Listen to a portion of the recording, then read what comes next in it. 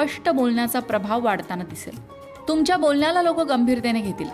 तुमची उपस्थिती प्रभाव दाखवेल. विचार मोकळेपणाने मांडू शकाल. विचारांमध्ये स्पष्टता राहील.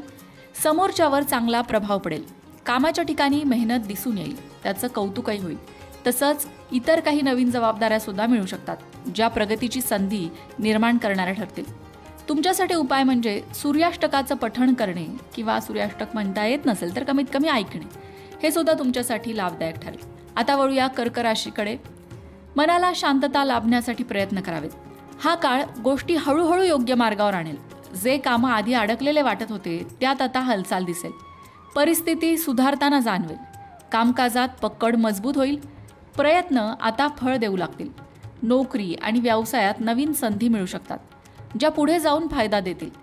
जर सरकारी कामात गुंतलेले असाल तर त्यातही प्रगतीचे संकेत मिळत आहेत. संयम ठेवल्यास परिस्थिती तुमच्या बाजूने वळेल. आत्मविश्वास वाढेल. कर्क राशीच्या लोकांनी गरजू लोकांना गहू दान केल्याने त्यांना लाभ होईल. सिंह रास. हा काळ आणि परिस्थिती जर तुम्ही योग्य प्रकारे समजून घेतली तर ती तुमच्या प्रगतीसाठी पूरक ठरेल. गोष्टी हळूहळू अनुकूल होताना दिसतील, पण फक्त नशिबावर अवलंबून राहणं योग्य नाही. प्रयत्न सुरू ठेवणं गरजेचं आहे. कामाच्या बाबतीत चांगली पकड ठेवू शकाल. निर्णय घेताना आत्मविश्वास दिसेल. मध्येच कुठेतरी फिरायला जाण्याची संधी मिळू शकते, ज्यामुळे मन ताजंतवानं होईल.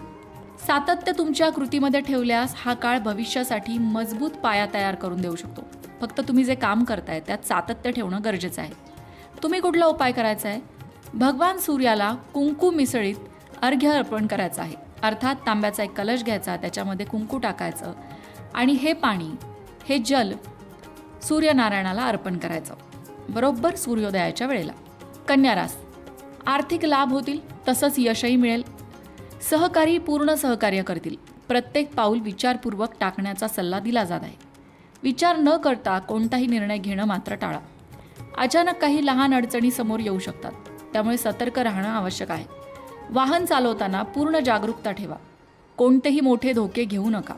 आर्थिक बाबतीत विशेष लक्ष द्यावं लागेल, कारण छोटी चूकसुद्धा नुकसान करू शकते. या काळात शहाणपणा आणि सतर्कता तुम्हाला योग्य मार्गावर ठेवतील. तुमच्यासाठी उपाय म्हणजे सूर्यनारायणाला अर्घ्य अर्पण करणं, म्हणजेच काय, जल अर्पण करणं आणि त्या पाण्यामध्ये कुंकू मिसळणं. हा उपाय तुम्हाला रोज सकाळी बरोबर सूर्योदयाच्या वेळेला करायचा आहे. तुळ रास.